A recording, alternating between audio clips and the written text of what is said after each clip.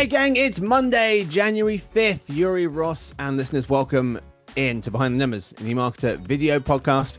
I'm Marcus, and joining me for today's conversation, we have two gentlemen. One of them is our principal analyst heading up our media, advertising, and technology desks. Living in New Jersey, it's Yory Wurmser. Hey Marcus, how are you? And we have our senior analyst covering everything digital advertising and media, living just outside of New York City. It's Ross Benish. Hey, Marcus. Hey, fella. Today's fact. So you know when you're on a plane and you're coming into land and you see that kind of flat, continuous layer of clouds below you, that, I recently learned, is because most weather is limited by a boundary in the atmosphere called the tropopause. Have you guys heard of this? I have not. Yory has. Yeah. I knew as soon as I was writing this, I was like, should just ask Yory for a small summary about what this is. But it exists because air doesn't mix easily across it. The tropopause helps separate weather below from the climate or the ozone processes above. And the tropopause acts as kind of a lid, preventing most clouds and storms from rising higher. At the tropopause, the temperature pattern changes and the air becomes more stable, which is why a lot of commercial aircrafts often fly near this level to stay out of most weather and turbulence. Also just looks beautiful. If you guys have been in it and seen the sun setting, that's always a pretty amazing shot. Anyway, today's real topic. The great Behind the Numbers Bake-Off, Take-Off, digital trends to watch in 2026. All right, in today's episode are bakers or takers because they're giving takes. Very clever. We'll be cooking up some top trends to watch in 2026. 3 rounds. Signature take is number 1. The how it will technically play out challenge, number 2. Number 3, the show-stopping argument. Let's meet the contestants' predictions. Yory, what will you be cooking up for us today? I'm predicting that standards around advertising agents are going to take off in 2026, leading to a real revolution in advertising. Okay, and Ross, what will you be baking for us? That the surge in video podcasts is going to benefit YouTube the most. All right. We start with round 1. And it is, of course, signature take. Our chefs will have 1 minute to explain the premise of their trend. We flick back to Yory's for the first one. He said new standards will unlock agentic ad buying and selling. Yory, tell us a bit about this one. Agents are the buzz of the marketing world. I think mostly because of the e-commerce agents that are going to automate or trying to automate shopping. There's a parallel effort going on to automate ad buying and selling using agents. Now, programmatic already does that, but this would take the human mostly out of the loop. It would still be, people would still be there for strategy, for approving adjustments, but a lot of the instantaneous optimization would be done by agents. New standards are required for that, and I think as they come online, we're going to see that type of buying and selling and buying take off. Ross, you are going to be baking for us a prediction that YouTube will benefit the most from the video podcast surge. Tell us more. Well, there's a lot of effort being put into video podcasts, such as the one that you may be watching right now on YouTube. But the all the initiatives that Spotify and others are going to do, I don't think are going to add up to anywhere close to the amount of time spent YouTube is going to get in this area. You know, YouTube is already a juggernaut, and if more investment is coming into this niche, it's going to serve their interest the most. Mm-hmm. All right, let's move straight to round 2, gents, which is the how it will technically play out challenge. Our chefs will explain in more detail how they expect the trend to manifest throughout the year. Yory, we'll go back to yours. New standards will unlock agentic ad buying and selling. And in this prediction, and these two predictions are part of our digital trends in 2026 report. There's a bunch of other trends in there, but these are two of them. And in that, Yory, you write that in digital ad buying and selling, the challenge is amplified by the variety of data sources for identity, bidding information, and creative, all with their own APIs and schemas for structuring data and instructions. And so, how do you see this trend playing out throughout 2026? Well, basically, the standards that I'm talking about provide a common language for agents to talk to each other. So part of that is structuring the data itself in these different sources. And part of it is unifying, creating kind of a unified API so they can talk directly to each other. So different standards are doing different parts of standard, are addressing different parts of the ecosystem. Hmm. IAB Tech Lab has a standard around um, buying and selling within the programmatic landscape called ARTF, which is basically just agentic real-time buying framework. So that's one. And another big one is AdCP, which is one that's really trying to create direct links between um, ad sellers, publishers, and ad buyers, brands. And since I wrote this, actually an industry group has formed called Agentic Advertising that is going to overlook that Mm, ad CP. So those all these standards, it's an alphabet soup, but basically they're creating a common language for these agents to talk to each other. hmm I think the more transformational one is ad CP, since it doesn't just work mm. within the programmatic landscape. The open programmatic landscape could work all throughout the ecosystem. Okay. So that one I think is the one that is probably going to get the most resistance, but also the most long-term uptake because it can make a huge difference. Hmm. Creating a standard is like one thing, but getting mass adoption is another. So how do you feel that advertisers are going to go about this? Because even if a standard's created, doesn't mean that most of them are going to consistently use it. Yeah, it's a good question. There's a fair amount of incentive around the supply side, especially the supply side um, dealing with premium publishers to get a standard for that direct buying and selling.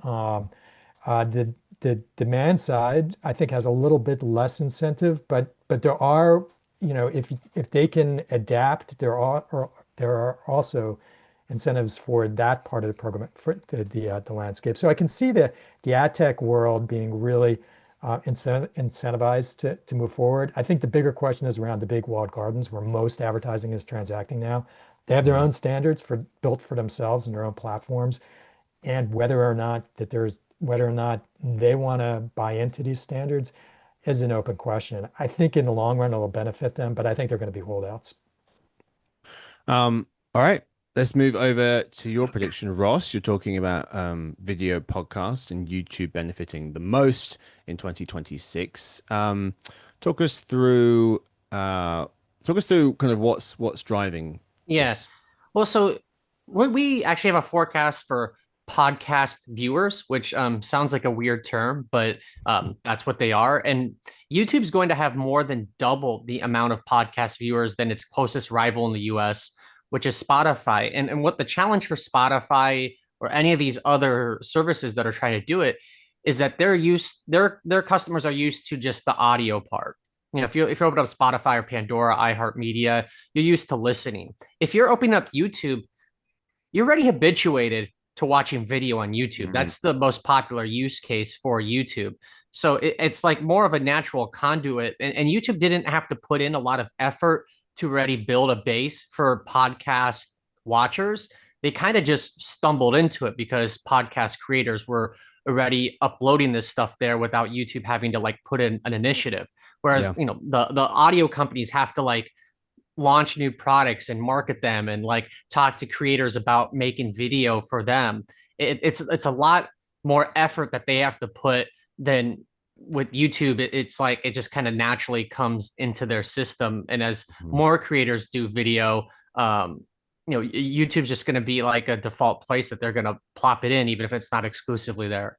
Mm-hmm. Ross, I mean, I like this trend a lot, and I wonder how much of a role Google's advantage as an ad platform will help them as well. That's a good question. I certainly think it helps them quite a bit because um, they're the largest ad seller, really, that there is, and a lot of these creators are already used to doing sponsored stuff with YouTube or the revenue they get from AdSense. I think it's a more plug and play than it is learning how to work in video advertisements for another platform. Hmm. You mentioned that, yeah, YouTube is there's twice as many people watching podcasts than Spotify, its closest competitor, and that gap widening a little bit as well, like continuing Yeah. to maintain and even getting a little bit bigger into the future. So Spotify not really able to catch up at the moment. Um, what's interesting is how people consume these types of media because we got some data from Acast.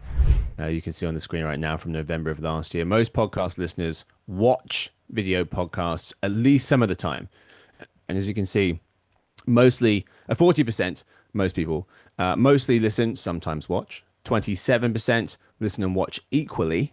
And then 12% mostly watch, but sometimes listen. That leaves 17% of people who watch video podcasts only and 5% who listen only. But if you total up all of those different answers that said, I watched at least a bit of video, the sometimes video, the equally video, or the mostly video, it's about 80% of people.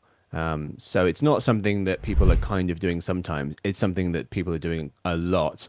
And it seems like podcast creators, podcast platforms, podcast advertisers are all having to adjust to this trend. Well, there's the video streaming services are also just looking for cheap content. So like Netflix and Samsung TV Plus are putting some podcasts on their systems Mhm. because that's significantly cheaper than producing a TV show. Yeah. Any platforms that could really break out and challenge YouTube outside of Spotify? I think TikTok would be really interesting, but Mm, the videos are tend to be short there. Like you don't tend to have a hour long TikTok episode or even yeah. a half hour long TikTok video like you do with the podcast. You'd have to like chop it up Yep. and make like a series of videos about one episode or just completely redo the creative for them. Yeah. Micro dramas, video podcasts, maybe Yeah. crossover. Um, finally, Ross, before we move on, I liked what you were saying about kind of what will and what won't make video podcasting successful next year, and how you were talking about that you've got to kind of make these engaging for audiences. You can't just film the thing and put it out there. You've got to give people a reason to watch. Yeah, you need something that's visually compelling. So, like if you have a celebrity or someone who's well known, I think that helps you out. If you have like a really high end studio, some of these like the Rogan Show or Caller Daddy, Behind the like numbers. those have like they look like they're a talk show. Like it looks like the Hmm. Colbert Show or something like that. When it's like dimly lit and it's just guys in their basement. Um, probably not gonna. You could probably just listen to that and not have to watch it. You know what I mean? Yeah. Yeah, it's been something that this podcast has been asking itself. Actually, we launched video podcasting at the start of this year, and we've been trying to figure out, what's going to make people watch. I think part of it is people want to watch to see the people they're listening to if they're particularly interested and have a strong connection with the host. But that's not enough. That's kind of maybe gets you in the door. But then what else are they looking at? And that's why we've started, throwing up charts on the screen so folks can follow along to the Hmm. data as we talk about it or reference it when they want to. Video podcasts, I wonder if they'll ever be watched, 100%. There's going to be the question for me is how much of video podcasting will be viewed versus it's viewed when there's something to look at and then you put it back in your Oh pocket. yeah, most of the time I'm watching a video podcast is because YouTube shows up first in Google search, of Hmm. course, and I'm like doing errands and there's a video there, but um, I'm not necessarily looking at it. I Paying might be in the attention. kitchen or something. Yep, Hmm. Well, hello to that everyone happens who's with watching any show this. though. Like Yeah, yeah, that's true. basketball. If if Brunson goes to the free throw line 3 times in 2 minutes, I'm probably not going to sit down the whole time. Yeah. Yeah. I added a scraggly palm tree just to boost ratings for us. It's visually compelling. Yeah. Right. All right, gents, let's move on to round three. We've called that, stolen the name, the show-stopping argument.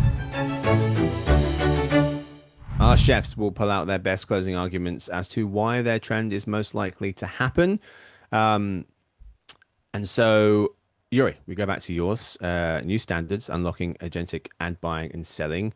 30 seconds or so. Why is this more likely to happen than Ross's, than YouTube benefiting the most from video podcast surges? That is a tough challenge because I think Ross's is really compelling. In terms of the agentic standards, I think they just make a ton of sense to have agents buying and selling. What they enable is real-time optimization. That's money for companies. It enables real-time optimization across the whole ecosystem. You have that in some of the walled gardens now and some open web players as well. So the incentive structure is pretty big from the buyers of ads and the sellers of ads. But you also, I think, enable new types of advertising, which that flexibility, I think, is going to be a really compelling argument. Yeah. Tell us a bit more about that. That one stood out to me, one of your predictions. Standards will allow for more flexibility in ad formats. What are you envisioning here? Yeah, I mean, so think a little bit in terms of how answer engines can take a qualitative question and really give you a rich answer. It's a little bit the same thing with these agentic ad buying and selling. If you've created a language that agents can understand between what a seller has to offer and what an ad buyer is looking for, you can have a much richer understanding of what they want, and you can also create more almost customer bespoke ad formats that an ad buyer would want to buy. So it gives you a much richer understanding and also a much richer ability to describe what can be done. Yeah. Very nice. Ross, how about for you? YouTube benefiting the most from video podcast surge. Your closing argument, sir. Well, right now the economics are kind of encouraging more video podcasts.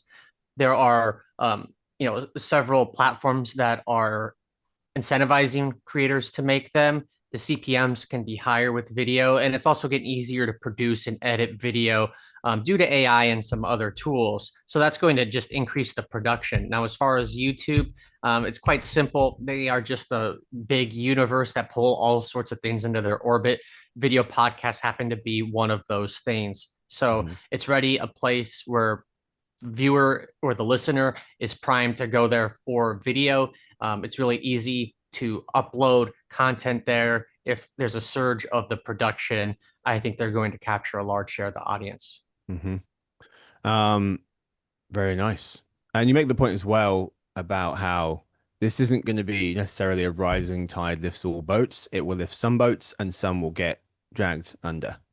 Yeah, there's going to be a lot of podcasts that go back to just doing audio only, or they might do a video component, but it's not that successful, and it's like a tiny portion of their total listenership. All right, gents, let's move to crowning a winner. I think the winner has to be, well, the problem is, Ross, yours is a lot more, I think the consumers are going to care more about yours, and I think businesses are going to care more about yours. True. And so I think I'm going to go with yours just because it's going to be so appealing to the business side of the world.